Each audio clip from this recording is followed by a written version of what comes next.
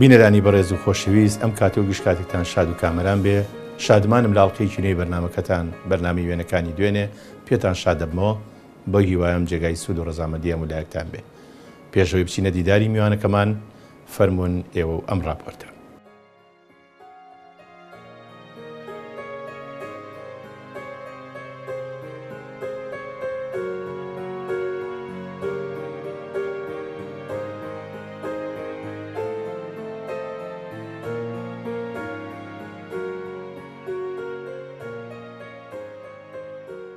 گەلێک کەسایەتی لە مێژووی شار و ناوچەکانی کوردستان هەن لە ناوجەرگەی کێشمەکێش و ڕوودا و کارەساتەکاندا ڕۆڵی گرنگیان گێڕاوە و شاهێدی سەردەمەکان و وەک پێویستیش ئەو کەسایەتیانە پەردەیان لەسەر ئاوەڵان نەکراوە. بەڵام کە لەگەڵیان دەدوێی زۆر زیاتر بوونیان هەبوو لەوانەی کە لە مێژوودا ناسراون. یەکێک لەو کەسایەتیانە میوانێکە کە لە بنەچەدا خانەوادەکەیان دەگەڕێتەوە سەر جزیرەی بۆتان. کوڕی شێحەمەمینی میران و دایکیشی ئامینەی سەیعەباسی بەرزنجیە کە سەیعەباس یەکێک بووە لە یاوەرانی شێخی نەمەر کە کاتێک لە هەرای ماییسی 941 بەهۆی کوردانی کورپەروەری ئەو کاتە دەیگوێزنەوە لە بەغداوە بۆ کفری و پاشان بۆ سلێمانی. میوانەکەمان مامۆستا ئیبراهیم محەممەد ئەمین میرانیە کە لە 9 یەکی ساڵی 1939 لە بەغدا لە گەڕیشی قاوەشکور لەدایک بووە. ساڵی 1945 لە گوندی دەکەی حاجی برایم بەک لە خانەقین چۆتە قوتابخانە. ساڵی 1962 کۆلێژی پەروەردە بەشی زمانی ئینگلیزی لە بەغدا تەواو دەکا. ساڵی 1965 پاش 3 ساڵ زیندان بە مامۆستا دادەمەزرێ. ڕۆژی چواری ساڵی 1965 لەگەڵ خاتوو زەکیە شێخ محەممەد ڕەسوڵ زەماوەند دەکا و دەبنە خاوەنی 4 کوڕ و 1 کچ. زمانەکانی عەرەبی و کوردی و ئینگلیزی بەباشی دەزانێ. لە ساڵی 1956ەوە دەچێتە نێو کۆڕی خەباتەوە لە ڕیزەکانی پارتی دیموکراتی کوردستان. بەرپرسی ناوچەکانی ماوات، قەڵاتزە، سلێمانی، بەغدا بووە. لە ساڵی 1976ەوە پەیوەندی بە شۆڕشی نوێی گەلەکەمانەوە کردووە.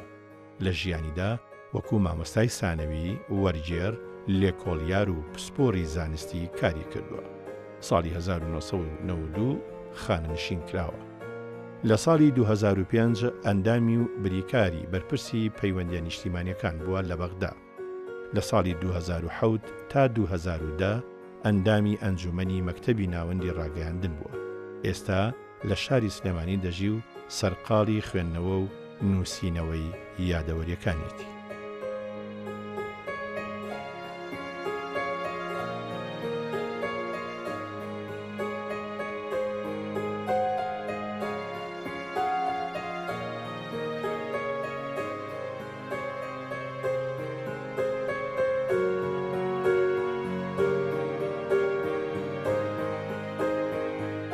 مامۆستای زۆر خۆشەویست مامۆستا ئیبراهیم شێحەمەمین میرانی بەناوی بەرنامەکەمانەوە گەلێ بەخێراتن دەکەم.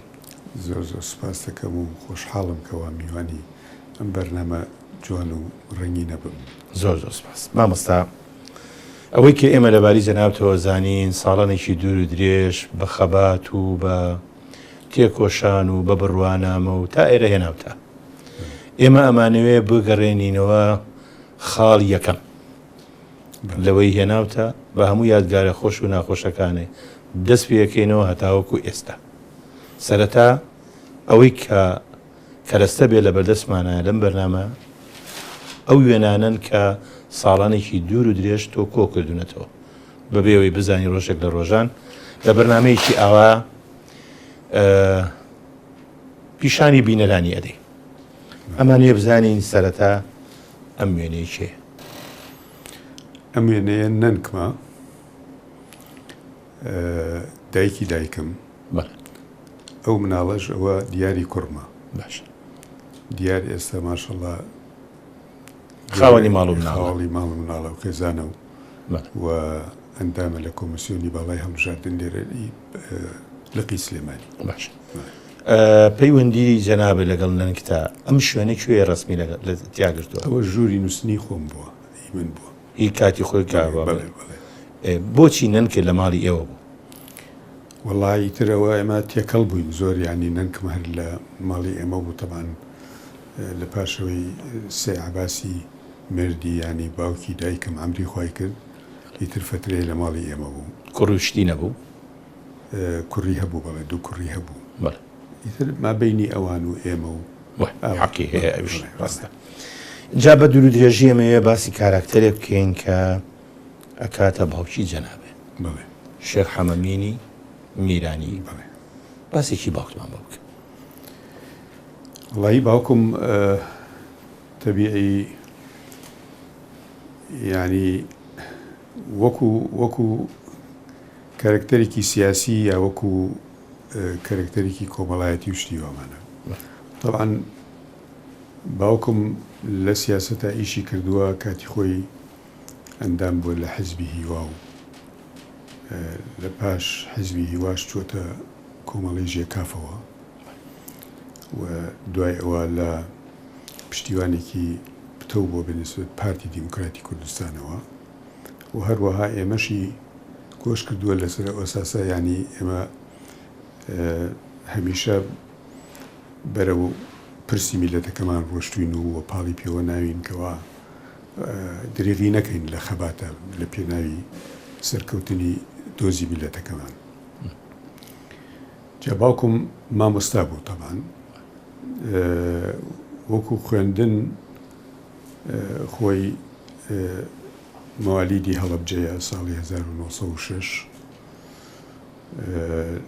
لەوێوە بە مەبەستی خوێندن چوو بۆ بەغا و سەرەتا لەسەر دەستی مامۆستا مەحەمەی قزڵجی و شێخەم جدی زەهاوی خوێندوێتی لە بەغدا لە پاشەوە چۆتە خوێندنی ئەکادیمی دارالمعالمینی ڕیفی تەواو کردووە و لەگەڵ ئینگلیزەکانە لە کامپی هینێدی لەوێ مامۆستا بووە فەترەیە دەرسی بە کرێکارانی کورد و ئاسووری و ئەمانە وتۆتەوە.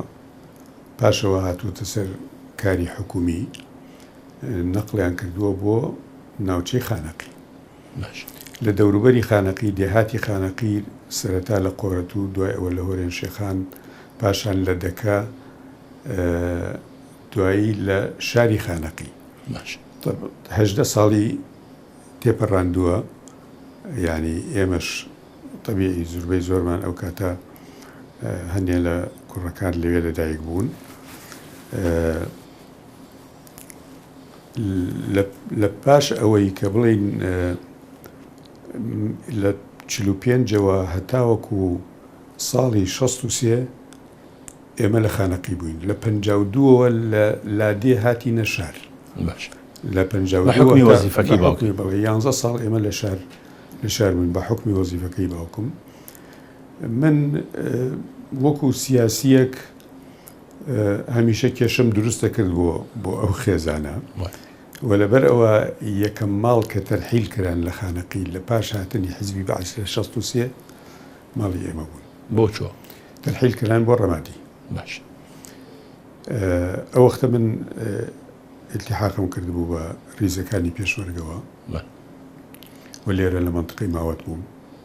باش پاشان لە خەڵاتزێ و پاشان شار باژێر و قەراق و ئەم شوێنانم هەموو کردووە.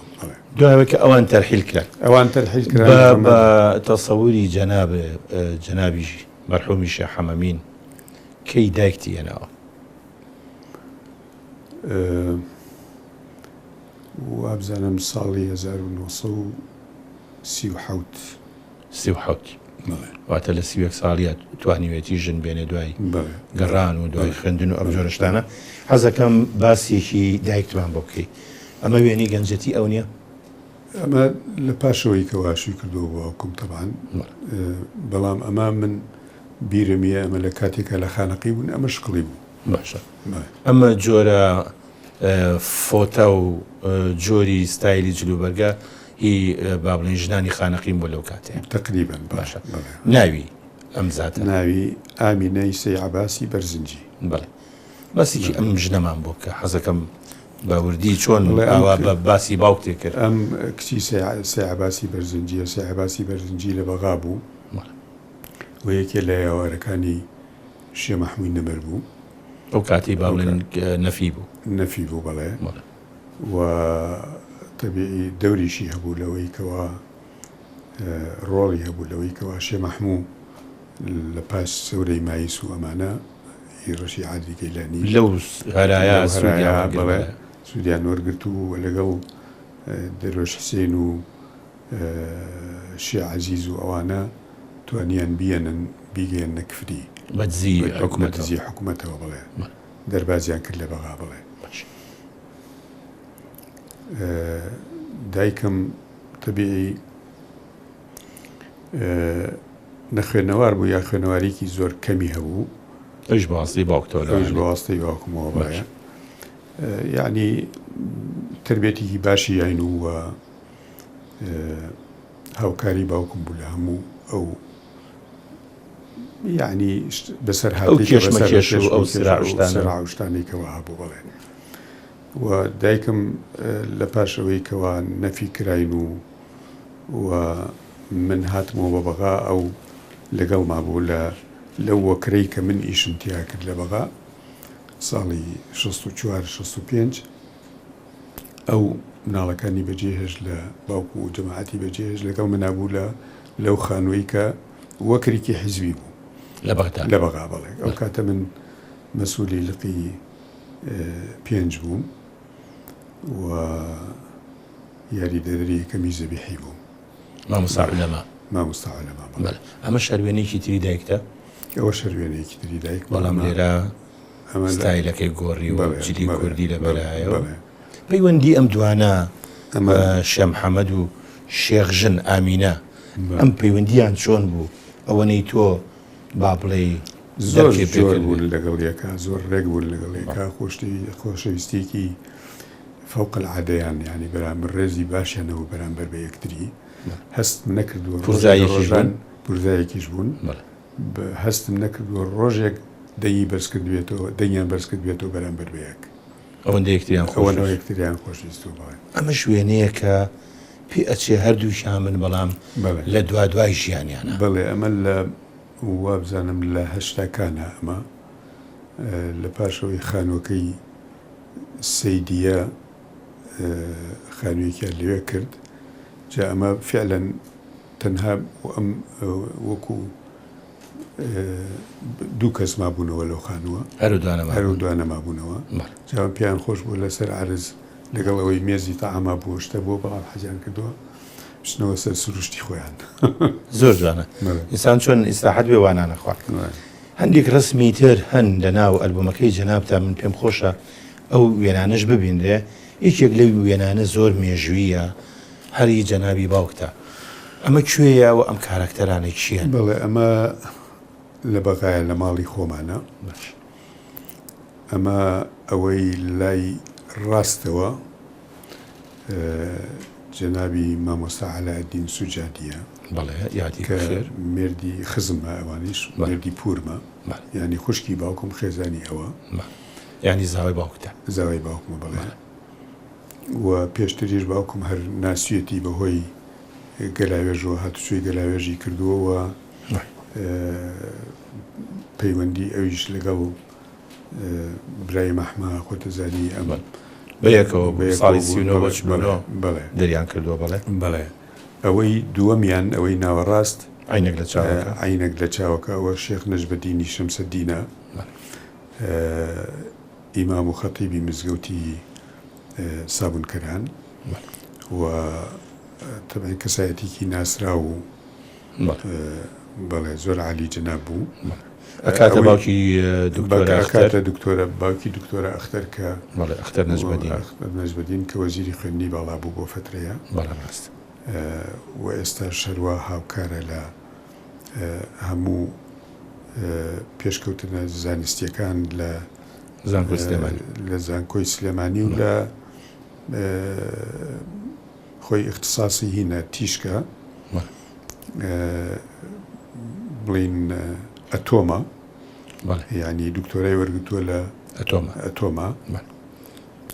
فیزیانەوەی بڵێ ئەم کاراکتەری تریشان باوتە کارکتەرەکەی تر باوکمە بڵێ ئەوەی ئەو سریان باوکمە لە مێژووی ژیانی ئێوە ئاواری تایە دەربەدەری تایە مەسەڵەن تەرحیلی تایە دوایی لە بەغدا گیرسانەوە بەڵێ لە بەغا گیرسانەوە ئێمە لە گەڕێکی قاوەشکور ئەوە کەوێتی چووە مامۆستا قاوەشکورە کەوێتە خواری کەوێتە سەر جاران پیانەوت شەقامی غازی کەوێتە خواری بابشێخەوە شەقامی غازی دوایی گۆڕا بەچی نزیکی بابشەرجیە یعنی نزیکی بابشەرجیە بێزەبت بینی بابشێخ و بابشەرجی پێڵم قاوەشکور مامۆستا بەرهەمی با بڵێن دایک و باوکێ چەند مناڵ بوو بەرهەمی دایک و باوکم ڕاستی 13 مناڵ بوو خۆی چواردە بوو یەکیان ئەمری خۆی کردووە باقی ترمان هەموو لە ژیانین تا ئێستا خوا بەزیاد حەو کوڕ و 6 کچ خوانیان بڕێجەنا بە برا گەورەیانی منیش برا گەورەیان ئەمانە چێن مامۆستا ئەمانە شوباتی ساڵی 1970 بەڵێ ئەمانە دوانیان لای چەپەوە بڵین بەڵێ لای منەوە یەکەم و دووەم خوشکەکان من بڵێ ڕۆشن و سەوسەن بڵێ ئەوی تریشیان پەیامە کچی ئەمەزای زەکەی خێزانمە بڵێ ئەمە بەغدایە ئەمەش باوەڕ ناکەم ئەمە بێ خانەقی بێ خانەقی بێ بەپی تەمنەکەیان ئەو کاتە بڵێ باشە مامۆستا ئەی ئەمانجێ ئەمە برای بچووکمە موالیدی ساڵی 64 دو ساڵ بڵێ دڵشادی ناوە ئێستا لە بەریتانیایە لێ نیشتە جێ بووە بەڵێ ئێمە لێرە و ڕێز خۆشەویستی بۆ نێرین بەڵام باوکێکی وەفاتی کرد باوکم لە 15 شوباتی ساڵی 1995 لە 89 ساڵی وەفاتی کرد بەڵێ ئەمە شوێنەیەکی تری جوانە پێچی ئەمانەش هەرکەوە دکتۆر سەلاحی برامە لەگەڵ خێزانەکەیە کە گوڵبەنی عوسمانی قاراغایە گوڵبەنخانە ئەمیشان دکتۆر سەلاحە کە ئێمە لێرە مامۆستای کۆلێجی پزیشکیە لە هەولێر ئێمە سڵاویان بۆ ئەنێرین مامۆستا زیاتر پێشوی بچینە سەر ژیانی تایبەتی خۆت ئەم دوو کاراکتەرش زۆر کاراکتەرەمانە مامن و ئەوەی بەتەمەنەکەیان چی تۆیە ئەمەی چاکەتەکەی لەبەرە ئامۆزای باوکم ئەمەیان مامتە ئەویان مامتە ماون لە ژیانە مامۆستا نەخێرنەوەڵە کۆچی دویان کرد هەردووکیان ئەم شوێنە کوێ مامۆستا ڕسمەکان لێگرتووە هەر بەغای هەر ماڵی ئێمەیەوە ماڵی ئێمە مامۆستا با بینە سەر ژیانی تایبەتی جەنابێ ئێمە ناتوانین جارە پۆلەنیکین بەس مامۆستا ئیبراهیم میرانی کرۆکی مناڵی کەوتە کام شاریانەوە وڵا کرۆکی مناڵیم تقریبا من یعنی ما بینی خانەقین و بەغا زۆرتر مناڵی بەڵێ مناڵیم لە بەغا زۆرتر بووم من کە لەدایک بووم لە بەغا لەدایک بووم و فترێکی زۆر لە ماڵی باپیرم بووم و تەنانەت من لەگەڵ باوکما کە مامۆستا بوو لە لادێ هەتا چواری ئیبتیداییم خوێندووە دەکەی حاجی برایم بەک لە دەکەی حاجی برایم بەک کە مامۆستا بوو هەتا چواری ئیبتیداییم خوێندووە دوای ئەوە چوومەتە بەغا بوو ئەوەی کەوە چونکە حەدی ئەو مەکتەبە هەتا چواری ئیبتیدایی بوو ئەی ناکرا خانەقین نەخێوایان بە باشزانی کە بچمە چونکە لە شارە کەسمان نەبوو لە خانەقی باوکیشم هێشتا لە لادێ بوو باوکم لە 52 هاتە مامۆستا دەکەی حاجی ئیبراهیم ئەو گوندا چەند لە خانەقینەوە دوورە تقریبا 25 کیلومتر 30 کیلومتر دوور بە ئیتیجاهی چۆ بە ئیتیجاهی سنوور نەخێر بە ئیتیجاهی سیروان بۆ بەرەو سەرەوە بەڵێ بە ئیتیجاهی کەلار بڵێ بە ئیتیجاهی کەلار طبعا دیەکی ئاودار و ئەوانەش بوو دەیەکی ئەودار بوو باغ و باغاتێکی جوانی هەبوو حاجی ئیبراهیم بەگ حاجی ئیبراهیم بەگی جاف بەگزادەی هینی خاوەنی ئەو دەیە بوو و بنەماڵەی جاف تەمان بنەماڵەیەک بوون کەوا ناوبانگی خۆیان هەیە و ناسراون دەکە نازانم ناوە بەڵام خۆی مقاتعی دەکە لە کۆنەوە ئەم ناوە هەیە و چەندەیەکن پیان ئەڵێن دەکەی حاجی ئیبراهیم بەگ ئەو قار بەگ و دەکەی مەلا حەمید و دەکەی حاجی تەیب و ئاوایی تر ئەمە لێرا لە پۆلی چەنی ئەمە وابزانم لە شەشی ابتیداییم شەشی سەرەتای ئەو کاتێککە لە بەغای لە بابڵێن بەس کە با بڵێن پشووی هاوی نابوو ئەچویتەوە بۆ دەکەی حاجی باشە ئەلم کاتاچ ئارەزوو بۆ دەکە و یان بۆ خانەقی مەسەلەن دوای ئەوان چوونە جەودوو هات نەخانە مامۆستا سەرەتا لە قوڵایی بیرەوەری تۆە سەرەتا بەچیەوە مەشغوڵ بووی بێجگە لە خوێندن بێجگە لە مەکتەب چونکە تۆ کوڕە مامۆستا بووی ئەو کاتە هەڵبەتە لە هەموو شتێک سڵ ناکرایەوە ئیلا ئەوە خوێندن ئەوە بنچی نەبوو بەس بێجگە لەوە بەچیەوە مەشغوڵ بووی مناڵیت بەچیەوە بەردەسەر مەشغوڵ بووین بە حەزم لە تۆپێن نەکرد زۆر و بووم بە یاریکەری تۆپێن و تەنانەت ئێستا ڕسمەکەم لە بەردەستان نییە بەڵام هەنێ ڕسم هەیە کە من وەرزشکار بووم و هەویشیان بۆ کردوم کەوە بە تایبەتی لە دەورم هەبوو لە ئامادەیی باقوبە کەریەوە تەلەبە بووم لە زمنی فەریقی مەکتەبەکە بووم کۆمەڵێ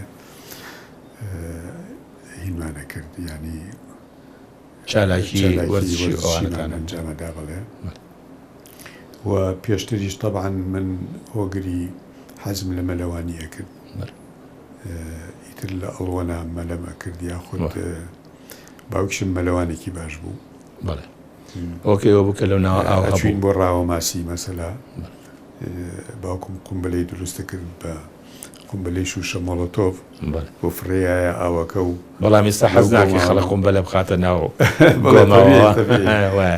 لەبەر ژینگەوەتە ناوەسی وەسیلەیەک بوو بۆ ڕاوە ماسی بەڵام ئێستا ئەو بیرەت نییە عەشایری ئەو مەنتیقە ڕۆژای عەشایر و ئەمانە هەموو کۆبوونەوە و شەویش لەسەر سیروان نەماینەوە و ئیتر ڕاوە ماسیمانە یادگاریی خۆشە مامۆستا ئەم وێنەیە هیچ کاتێکە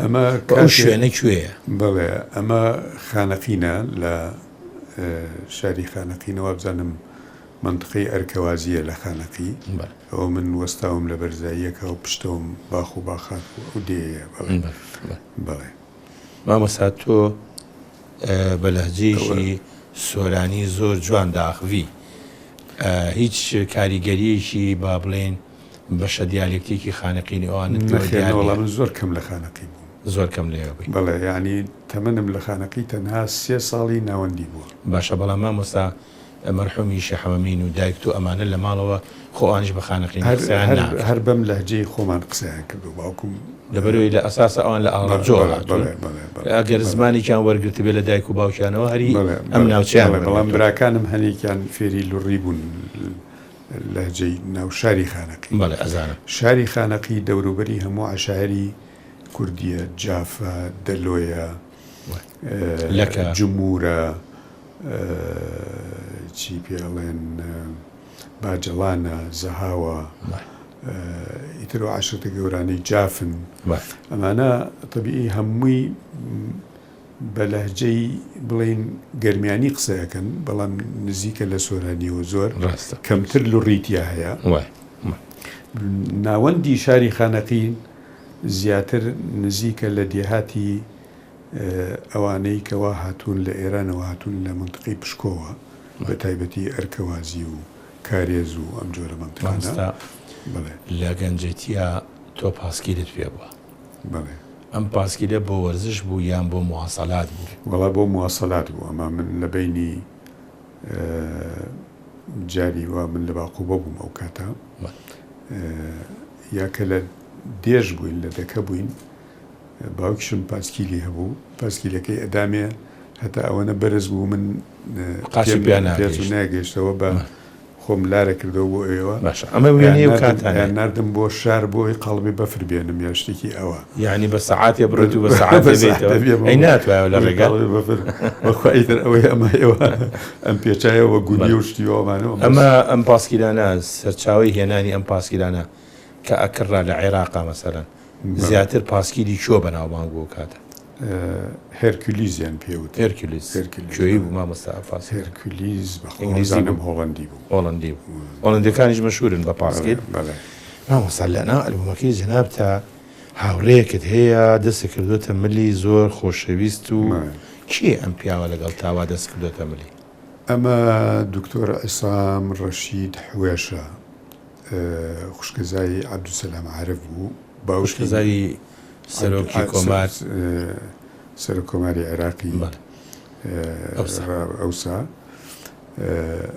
باوکی ئەم یعنی زاوای عەبدولسەلام عارف لەم تەمەنەی ئێمە مدیری مەزارعی مەلەکی بوو لە خانەقی یعنی ئەمە لە ئەسڵامانە لە خانەقی بەڵێ لە ناوەندی ئەمە تەلەبە بوو لەگەڵما بەیەکەوە ولێ تعارفمان کردو و بوو بە بنەمای ڕەفاقەتێکی دوور و درێژ هەتا وەکو آخر منصبی کە محافظی بانکی مرکزی عێراقی بوو لە پاش پرۆسەی ڕزگاری عێراق ئەو محافظی بانکی مرکزی عێراق یعنی ئەمە هەموو پارەی عێراق هەتاوەکو دوای پرۆسەش بەدەست ئەمەوە بوو بەڵێ ماوەش تا نەخێر نەماوە وابزانم وەکو پەناهەندە هاتە هەولێر دوایی کاک ڕەوف محکەمەی کرد لەسەر ئەوەی کە متهم بوو بە قەزی ئیعدامی تاجرەکان بەڵام تەبریە دەرچوو تەنها کەس بوو کە تەبریە دەرچوو بڵێ تەبریە دەرچوو لە قەزی دەرچوو ئەمە تۆ باسی کاک ڕەوفت کردووە نەبوو بەڵێ بەسی کام کاک ڕەوفە کاک ڕەوفی حاکم ڕەوف حاکم ڕەوف بڵێ ئەو پیاوە هیچ پەیوەندێکی هاوڕێیەتی بە جەنابتەوە هەیە زۆر ئێمە حاکم ڕەوفە بڵێ بەیەکەوە بووین ئێمە لە حیزبا طبعا لەسەرەتا و ئێمە کە بەند کرابووین ئەمە هات سەردانی ئەکردین و تعلیماتی بۆ هێنای بۆ بەندیخانە و ڕەفاقەتیمان بەردەوامە هەتا ئەمڕۆ باشە خوا لێکتان نەکا بەس ڕۆژێک تۆ یان جەنابی کاک حاکم بە خەیاڵتانە ڕۆژێک گەورەترین دیکتاتۆری مێژووی ئەم خۆرەڵات قەت بەجی ڕووگاز بێنێ قەت بە خەیاڵمانە نەداهات باوەڕ ناکەمەویش بە خەیاڵ بەڵام بەڕاستی دادوەریشی زۆر جەسوور و پیاوێکی بوێر بوو نەترس و بوێر و ڕاستی منیش ئەو شایەتی یادم مامۆستا ئەمە چییە نەمێنە ئەمەی لای ڕاستی خەزوورمە ئەمەی شامانە بەسەر شێ محەمەی شێخ محەمەی ڕەسوول ئەوی تریان خەسوومە کچی شێخ نەجمەدینی شێخ شەمسەدین کاتە خوشکی دکتۆر ئاختەر بەڵێ ئەوانیش هەر خزمن لە خانەقی حاجی بەدیعا و حاجی برایمیان پێڵێن مامۆستا بێنە زۆرن ئێمەش ماومانە لەگەڵ بەڕێستا بەڵام بە یەکە وچانێک بین بەڵێ باش خۆشەویستان وچانێک و دێنەوە خزمەتە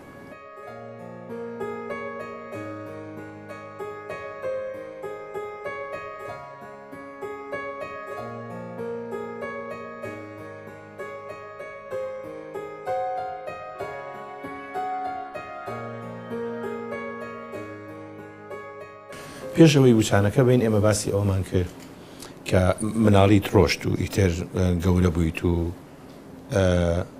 لەکوێ شەشی ناوەندی یان پێنجی ناوەندی لەکوێ ئەوە تەواو کرد پێنجی ناوەند ئامادەیی بەڵێ ئەو کاتە ناوەندی و ئامادەیی بەیەکەوە بوون بڵێ لە باقووە من تەواوم کرد بڵێ باشە چەنە دێنا مامۆستا وەڵڵا معدەلێکی وام هێنا معدەلی ئەو وەختە تەسەور کە لە لیوای دیالە تەنها ناوەندی لە هی نەبوو لە باقووبە هەبوو یەک ناوەندی تیا بوو ساڵی چەند ساڵی 58 لە تەمموزی 58 نەتائیجمان دەرچوو تەنها دوو کەس لە دەوریەکەمان ناجاح بوون یەکیان من بووم یەکیان عەلی عەبدولەتیف ساڵحی بوو خەڵقی منطقەی سودور و دەلی عەباس و ئەوانە بوو بە تا ئێستاش ڕەفیقمە بوو بە زابتێکی گەورە و مدیری مخابرەی جێشی عێراقی مخابرە بەڵێ ئەنجا لە دەوری دووەم پێش دەوری دووەم شۆڕشی پێش ئەوەی دەوری دووەم ئیمتیحان بدرێ شۆڕشی 14 تەمموز بەرپا بوو. مامۆستا تۆ پێش ئەوەی شۆڕشەکە بێ تۆ ئەو زانی بەچی ئەزانی؟ بەڵێ من وەکو نەختێ لەمە پێش باسم کرد من ڕەفیقی دکتۆرە عیسام بووم ئەساب ڕەشید حوێش ئەم وێنەیە بڵێ ئەمە خوشکەزای عەبدولسەلام عارفە پەیوەندیمان هەر گەرم بوو لەگەڵ یەکە ئەو لە بەغا لە پاش مردنی باوکی عایلەکە گوازرایەوە بۆ بەغا و لە ماڵی باپیری شێ محەممە عارف حاجی محەممەد عارف ماڵی باوکی بڵێ ڕۆژێکیان من و ئەو دانیشت بووین لە ژووری میوانە هاوین بوو هەر سەرەتای تەمموز بوو ئەوە نەمزانی مەجموعەیە هاتن ئێمەیان دەرپەڕان وتیان ئێوەشنە ژووری تەعام بەدەمیەکەوە بوو لەگەڵ میوانە بە شوشە و ئەوە قاتایەکی هین ئەوە کرابوو شوشەیەکی مشەجەر بوو ئەوەی یەکتر نەبینن لەو دیوە ئێمە چوینە ئێوێ دانیشتین ئیتر ئەوانە هاتن تومە زەمە مەجموعەیە زابتن هاتوو زوباتی ئەحرار بوون کۆبوونەوەیان نەبوو لەوێ و عەبدولسەلام هێنابوونی بۆ ماڵی باوکی و ئێمە طبعا قسەمان ناکرد گوێمان نەکرد بۆ ئەوەی کەوا نەزانن ئێمە این بۆ تەشویشیشیان لەسەر نەکەین ئاگام لە هەموو باسەخواستەکانیان هەبوو و عەبدولسەلام لە لەحەزەیەکی معەنە ئەوە مشتێکی یا لە مێزەکەی بەردەمی گوتی مای مرتەموز ئیذا ما نقضي على النظام الملكي ناگاتە تەمموز تەمموز تێ ناپەڕێ ئێمە دەزەگرین بەسەر نظامی مەلەکی ئەروخێنی بەڵێ ئەمە هاتمەوە من طبعا بۆ خانەقی کۆمەڵێتە کۆشەرانی خانەقی هاتنە ماڵی ئێمە لەوێ کۆبوونەوە لەگەڵ باوکما باسی وەزعیانە کرد بە شێوەیەکی گشتی ئایا هاتە سەر ئەوەی ئەم ڕژیمە ڕژیمی نورسعید و بڵێن نظامی مەلەکی ساڵی 58 تەمموزی ساڵی 58 بڵێ زاڵمەوە ستەمە بڕوخێ ئەستەمە بڕوخێ منیش قاوم تەقدیمەکردن وتم من گەرەنتیتانە دەمێ ئەم تەمموزە تەواو نابێ ئەم نیزامە ئەڕوخێ ئەوختە من مناڵ بووم ئەوە گەورە بوون ینی ئەرزەکار بوو من بە چاوی سەیرەوە عەجایە بۆ سەیریا کردم قسەکەیان قوددا و گوێیان نایە تعلیقیان نا بەیانی ڕۆژی 14 تەمموز من لەسەربان نووست بووم ئەوە نەمزانی محەمەی دەربەن فەقەرەکە یەکێ لەو کەسانە بوو لەگەڵ هەمەی ئەو قاربەگا هاتن ئەوە ڕانژەنیم لەسەر هینەکە وتیان هەر چی وتی کێ پێی وتی ئەمە لە 14 تەمموز هینە بێ شۆڕش لە تەمموزە وتم چی بۆ چی قەوماوە وتیان وەڵا شۆڕش ئەوەی کە تۆ باسی کرد قەومە ئێوتم کێ قایدینەکە وتیان وەرە خوارە وەڵای تر چوم سەیرەکەم ڕادیۆ کراوەتەوە و عەبدولسەلام عارف بەیانی ئینە خوێنێت تۆ پێشەوە ئینە کردووە ئیتر لایەن سیر وتیان ئەمە معلومەیەکی زۆر هین بوو ئێمە بۆ بە هەند وەرمان نەگرت کردی مامۆستا فەرمووت چەندە دێنا لە 6 لە 5 لە 5 بزانم 67 شتی هێنا بەڵام ئیمتیحانەکە زۆر قورس بوو ڕاست ئەمە یەو کاتێ مامۆستا ئەمە ئێمە کولیە بڵێ چیتە کولی تەربیە ئینگلیزی کولی تەربیە ئینگلیزی چێ نەمانە لەگەڵ مام 3-4 کولیم کرد پێشەوەی بژۆ کولی جامیعە نەبوو ئەو کاتە ڕاستە ئیتر ئەوراقت تەقدیمە کرد چوومە تیجارە و چوومە کولیە عەسکەری و چوومە تا لە ئینگلیزی خۆگرتە تا هاتم بۆ هین ئەمانە لێرە لە کولی تەربیە خۆم گرتەوە ئیتر بەعزی ئەسباب هەبوو ڕەفیقەکانم زۆریان لەوێ بوونەوەمانە هاتم لەوێ خۆم گرتەوە ئەمە ئەم سێ کەسە لە دەروازەی کولیەکەیە یەکیان خۆمم باڵا بەرزەکەی مامۆستا جەلالە مامۆستا جەلال محەیدین دگەڵ بڵێ ئەوی تریان ڕەسوڵ خەزرەجیە کە بوو بە سەرۆکی جامیعەی دکتۆر ڕەسوڵ خەزەرجی بوو بەسەرێکی جامعی بەسرە. مامۆستا ئەمە ژوێنەیەکی سەردەمی داخلی ئەمە لە داخلیە لە دارالتەلەبە بڵێ ئەوە لە ژوورەکەمایە شەست. مامۆستا ئەمەش هەر وێنەیەکی ئەو سەردەمەیە؟ ئەمەش وێنەیەکی ئەو سەردەمەیە کە کاتێ من ئەندامیش بووم لە کۆنگرەی قوتابیانی جیهانی. باش بەڵێ باشە من لەبەر ئەوەی وێنەیەکی زۆر هەن حەزەکەم زۆر ببیندرێ بۆیە ئەمەوێ هەندێک بە خێرایی ئەم وێنانە ببیندرێ ئەمە شەری کاتی ئەمە کاتی خوێندنە لە جامیعا بڵێن لە کۆلێجی پەروەردە ئەوە من محازیرەکە ئەمە یەکەمیان جەنابەتی براوین بۆ مشاهدە لە خەستەخانەی شەماعی بڵێن بەغا و من تێبینی ئەنووسمەوە. بۆچی ئەم بردم بۆ خەستەخانەی شەماعیە؟ بۆی چونکە دەرسەکەمان دەرسێکمانە بۆ سەحی عەقلیان پێوت. ئیتر مامۆستا ئەمەشی ئەو فترەیە کە تۆ ئەمە سەیرانێک من مام جەلال و مەجموعەیەکی زۆر لە تەلەبەی کورد لە بەغا بردمن بۆین بۆ خانەقی. ئەمە خانەقینی نەورۆزە بڵێ بە مناسبەتی نەورۆز. بە مناسبەتی نەورۆز لێرە دکتۆر فواد بابان دەرەکەوێ. دکتۆر فواد بابانی عومەر جورلی لەگەڵ مەحمووی مەلاعیزەتە ئەم جل کوردییان لە ناوەڕاستە بڵێ. ئەمەش دکتۆر جەمال غەفوور خوالی خۆش بووە. خوالی خۆش بێ دکتۆر جەمال غەفوور. مامۆستا تۆ تەخەڕوجەکە دوای زیندان کرای کە زیندان کرای ئیتر 63 تۆ هاتیتەوە بۆ کوردستان لەبەری وەزع تەواو نەبوو هاتیتە دەروە هەندێک وێنە هەیە هی ئەو سەردەمەیە پێم خۆشە ئەو وێنانە ببێنرێ بۆ نمونە ئەم وێنەیە. بڵێ ئەم وێنەیە ئەمە هینە لیژنەی ناوچەی قەزای سلێمانین ئەوە من هاتووم سەردانم کردوون ئەوەم لە ناوەڕاستە ئەمەی سەرەوە دووەمدانە ئەوەی دووەمە ئەمەی بەکرجاهید هەیە ئەمە لێرە و ئەوەش برایم جەلالە کاک برایم جەلال ئەمەیان وێنەی تر هەن پێم خۆشە ئەو وێنانەش ببینرێ ئەم وێنەیە جوانە بڵێ ئەمە لە کۆنفرانسی ماوەتا گیراوە لەسەر هەمیشی پراوێزی کۆنفرانسی ماوەت مامۆستا ئەمە ئەو کاتە تۆ لێپرساوی چی بووی؟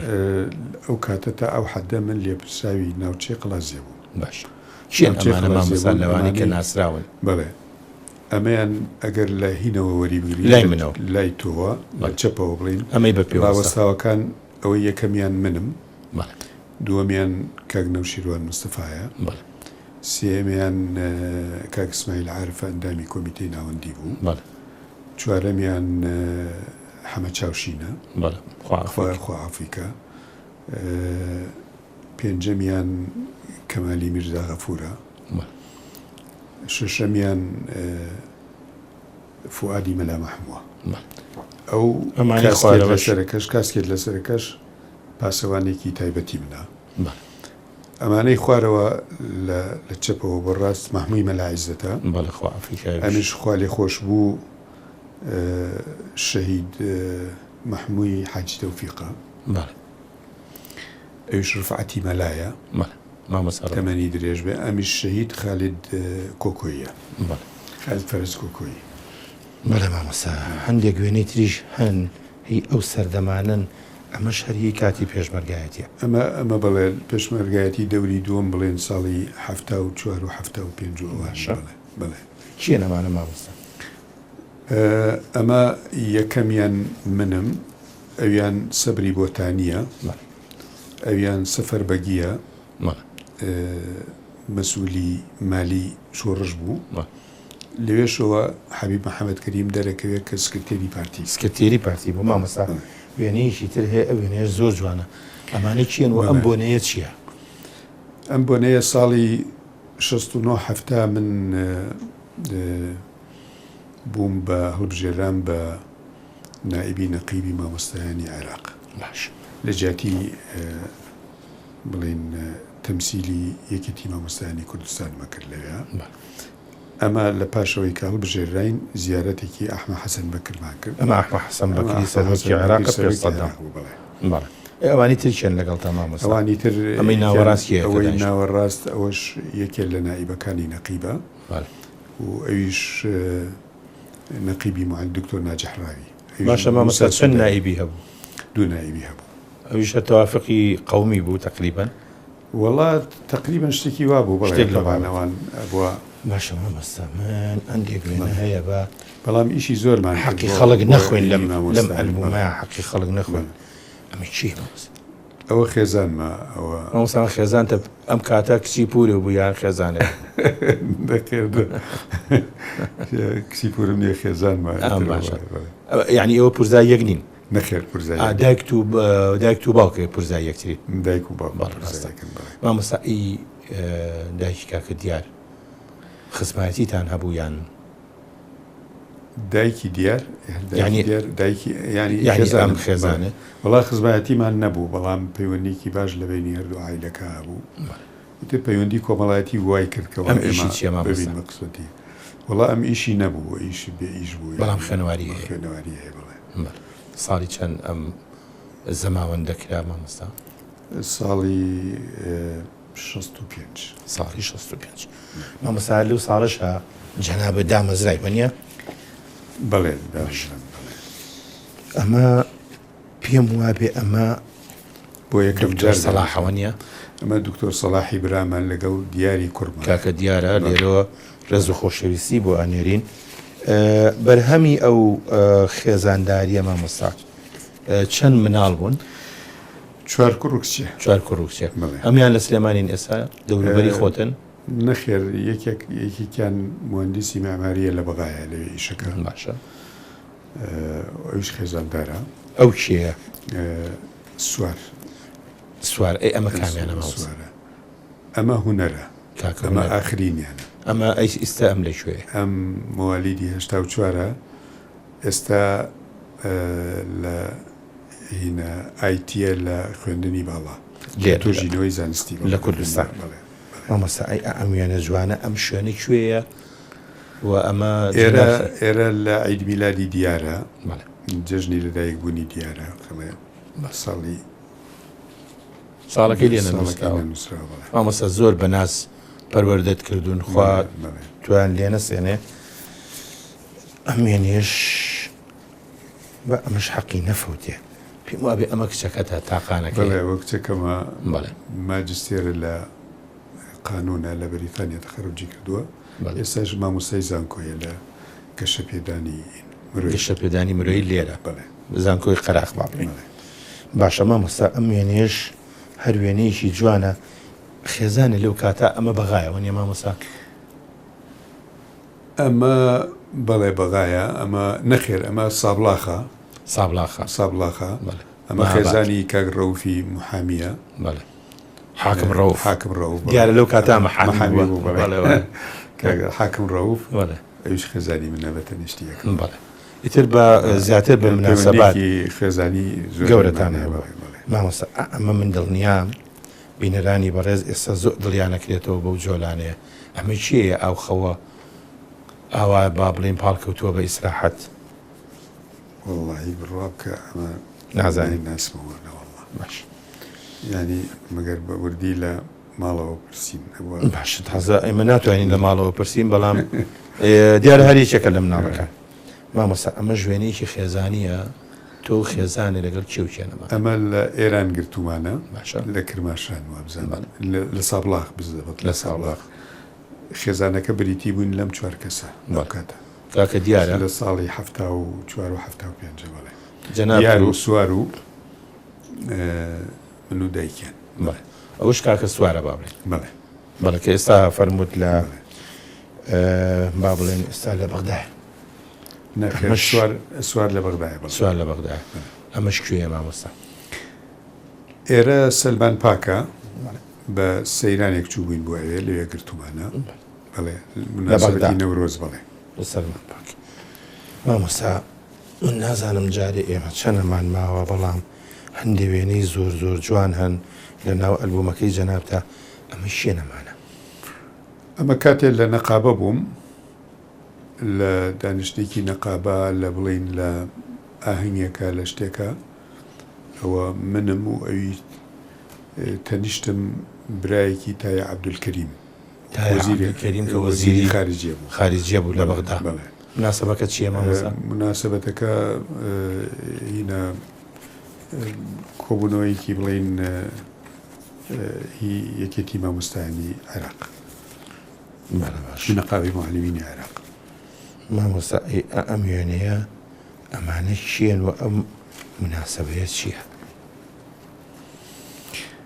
ئەمە ڕئیسی کە لە جامیعە بووین ئەوە جەلال محەدین دگڵا ئەوە منم ئەویش ڕئیسی قسمەکەمانە کە مستەر پلاومان بوو ئینگلیز بوو مستەر پلاومان ئێمە ئەوەی کە میزەتی ئەداینێ میزەتی کتابەتی ئەداینێ مامۆستاکانمان هەموو ئینگلیز بوون ئەو کاتە ئینگلیز بن هەموو یەک عێراقی تیانە بوو.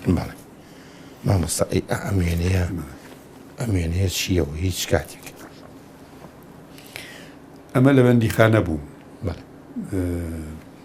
ناوەڕاستیان جەنابتی؟ ناوەڕاستن من ئەویان هینە ئەحمەی شێختایرە شاکر برای مقدم عزیز مقدم عزیز عقراوی بەڵێ چەنە مایتەوە مامۆستا لەو سژنەیە؟ لەو سژنە 9 مانگی لێ مامەوە دوای ئەوە وەکو گوتم سەحب کرامەوە لە پاش تەوابوونی حکمەکە بۆ بەغا و لەوێ حەجز کرام هەتا وەکو گفتوگۆ دەستی پێکرد لە بینی بەکۆی گشتی چەنە مایتەوە مامۆستا؟ بە کۆی گشتی تقریبەن لەگەڵ تەوقیفەکانمە لەگەڵ ئەمانە ساڵ و نیوێک زیاماوەتەوە بە هەمووی ساڵ و نیوێ زۆرە مامۆستا ساڵ و نیوێ بۆ سجن بەڕاستی من هەر ینی لە پاش تەخەڕژم بەس 4 ڕۆژ من گیرام ینی زیندانی کرام تەنها کەس بووم کە تەعین نەبوو نانێش بەخەرکردنی ئێمە ئیلزامی بوو. مامۆستا ئەم وێنەیە چییە؟ ئەم ئافرەتانە لەوە ناچێت کورد بڵێ ئەمانە سۆڤێتین ئەم ژنانە ژنی بارزانیەکانن تەیمور بارزانیە ئەوی تریان سیامەندە ئەوی ترشیان مەڵکۆیە بژنی ئەوانە کە هاتنەوە لە ئیتیحادی سۆڤێتی هێنایانن بۆ ئەقسامی داخلی لەوێ نیشتەجییانکردن هاوین بوو من مابوومەوە ئیتر بووین بە ڕەفیق لەگەڵیانە تێکەڵ بووین بۆ حکمەشی کە جەنابی شەهەر حەزت لە کوردایەتیوە من علاقەتێکی زۆر نزیکم لەگەڵیانە هەبوو ئیتر زۆر لەو ڕسوانە زۆرمان هەیەکەوە هینی یەک بووین بڵێ مامۆستا ئەم وێنەیە ژوێنەیەکی مێژوویە بڵێ ئەمە پێ ناچێ خۆتی تیابی بەڵامی تیان نیم ئەمە بڵێ لەگەڵ خوا لێ خۆش بوو شەهید مەلا جەمیلی ڕۆژبەیانی و کاتێک کە تەرمەکەی تەوفیق و بیبەگیان هێنایەوە بۆ زێوێ بۆ پیرەمەگرون ئیتر لەو کاتێ گیراوە و مام جەلالیش تەبیعی لەوێ ئیستیقبالی کردوون و وەکو پێویست بەڵێن کرد ئەو کاتە بۆ دانوستان هەبوو لەگەڵمان لە جەمیل علاقەتێکی زۆر نزیک و تایبەتم هەبوو تا ئەو شەوەی کە تیرۆر کرا من لە لای بووم لە پاش من کە دەرچووم بەجێم هێشت تیرۆر کرا بوو ئەو شەوە بڵێ ڕاستی غەدرێکی گەورە بوو غەدرێکی زۆر گەورە خەسارەتێکی گەورەش بوو بۆ ئێمە خەسارەتێکی گەورە بوو بلیمەت بوو ئەمسا ئەم وێنەیەش ساڵی 75 ئاهەنگی کاک بەختیار و نەسرین خان ئەمانی چێن مامۆستا ئەمە ئەگەر لە لای چەپەوە بیگرین بەڵێ منەوە حسابی کرد بڵێ ئەوە زەکیە خێزانمە ئەنجا دکتۆر ئاواز کچی شێخ نەجمەدین و خێزانی دکتۆر ئومێد ڕاگری کۆلێژی ڤێتەرنەریە سێمینان نەسینی خوشکمە کە دەزگیرانی هین بوو بەختیار دکتۆر بەختیار ئەوی ترشیان خوا لێ خۆش بوو پەروینی شێخ نەجمەدینە باش مامۆستا ئەم وێنەیە گرنگێکی زۆری لە لای من ئەوەیە کە زۆر ڕوون و پاکە بەڵێ ئەمە هەر لە هەمان مناسبەتە لە ماڵی ئێمە گیراوە لە بەغا ئەمە کاک بەکر قاری مهندیسە ئەوی تریان نەوزادی شێ عومەرە ئامۆزای خێزانەکەمە ئەوی تریان بورهانی برامە کە مهندسی ئەقدەمە ئەوی تریان منم ئەخیرەکەیان جەلیلی ئامۆزامە لەگەڵ دیاری کوڕما لەگەڵ کاکە دیارە کە جاریشکەش لێرەوە ڕێز و خۆشەویستی بۆ ئەنێرین ئەمەش وێنەیەکی جەنابتە مەکتەبە بەڵێ لە مەکتەبە ئەمە لە کاتی تەسلیحاتەوە بزانم خەریکی تەسلیحاتی امتحان و شتی وایەمانەی بڵێ مامۆستا وێنەکانێت بەڕاستی هەموو یەک لە یەک جوانترن ئەمەش دەری ئەخا کە تۆ وەرزشکار بووی وەنیە بڵێ ئەمە کامیان جەنابەتی مامۆستا من هینم ئەمەی دانیشتوم دانیشتوین کە ئیدارەی مەکتەبەکەین بڵێ بەڵێ ینی مامۆستا کاتێک کە مامۆستا ئینگلیزیش بووی هەر گرنگی بە بواری وەرزشی هەیە لە ئیدارەژ ئیشم کردووە مەسەڵەن لە ئیدارەی بگیر بووە ڕاستە بەڵێ و هەروە سەرپەرشتی وەرزشکارەکانمە کردوشتی مامۆستا ئێمە هەندێک ڕسمی تر هەن بەڕاستی ماوەکەمان زۆر زۆر کەم ماوە بە وێنەیەکی مامۆساش بینەران ببینن وەختێک کە نانەخوا بەڵێ لە مەتعامی دارە تەلەبە بوو کار لەوێ من و جەلال قەراقین باش مامۆستا ئێمە بەڕاستی ماوەمان زۆر زۆر کەم ماوە لەگەڵ جەناب تا بەڵام پێم خۆش بوو ئەم وێنەیە بینەران بیبینن ئەمە جەنابی فواد عارفە ئەوە منم ئەویش برادێکی کە لەگەڵمانە باشە فواد عارف من علاقەتێکی مێژووی کۆنم لەگەڵی هەیە لە باقوبل لە عیدوانی سولاسیە من بریندار بووم لەوێ گیرام فەسڵ کرام ئەو فەرهادی کوڕی لەگەڵ مابوولەین یارمەتیان هێناینەوە پاسەوە فەسڵ کراون لە ڕەواندز نردبوویان بۆ ڕەواندز لەوێ هێناینێنەوە و گەڕانیان ئەمریکی دەرکرد لە حاکمە عسکەریەوە منیان گێڕایەوە سەر ئەمەش جەنابتی منم لەگەڵ کاک عومەری مەکتەبە کەسایەتی ناوار و ئەریاحیس بەداخەوە کە کۆتاییەکەی بەو جۆرە بوو هاوڕێکی زۆر نزیکم بوو و دڵمان بە یەک مامۆسایان بە پولە جوانی چییە؟ ئەمە کچی دیارە ئەم کچەی ناویچە؟ هانا خان خوا لێن نەسێنێ ئەی ئەم سوڵتانە شەیە ئەویش لارایە لارە خانە هەر کچی دیارەوەڵێ ئەمە دیارە عاقڵ و چواری بنەڕەتی ئێستا لە بەریتانی نێودەوڵەتی لە قوتابخانەی بەریتانی نێودەوڵەتیە خوێنێ ئیشاڵڵا پاشە ڕۆژێکی دیار و جوانی ئەبێ بۆ میلەتەکەمان ئەمە هەروێنەیەکی ترە ئەمە ژوێنەیەکی دیار و دایکێتی و لەگەڵ ئەمەش هەر لاراخانە بەڵێ مامۆستا ئێمە بەڕاستی کاتمان تاو بوو زۆر زۆر خۆش بوو کە دوو ئەوەنە لەگەڵ جەنابەدا بنیشین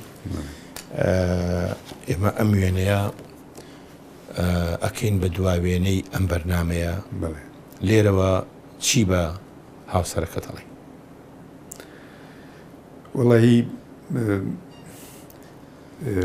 دوعای تەندروستێکی باشی بۆ ئەەکەم و زۆر هاوکارم بووە لە ژیانما پشگیری کردوم و زۆری چێشت و زۆری تەحمل کردووە بەهۆی چالاکی سیاسی منەوە بەڕاستی خەرمان بەرەکەت مامۆستا ئیشاڵڵا ئەم خێزانە هەر بەردەوام و هەر گەورە و هەر گەورەترە بن پێشەوەی من ئەم ماڵە بەجێ بێڵم لەگەڵ جەناب تا منی ژوێنەیەکە گرم بۆ ئەوەی لاراخان وێنەکەمان بۆ بکا بە وێنەکانی دوێنێ و بەڕێزەوە لە مێژووی ژیانی جەنابت و ئەم میلەتە بڕوانێ جاریشکە سوپاس دەکەم خۆشحاڵیەوە زۆر زۆر سوپاس مامۆستا کەلێک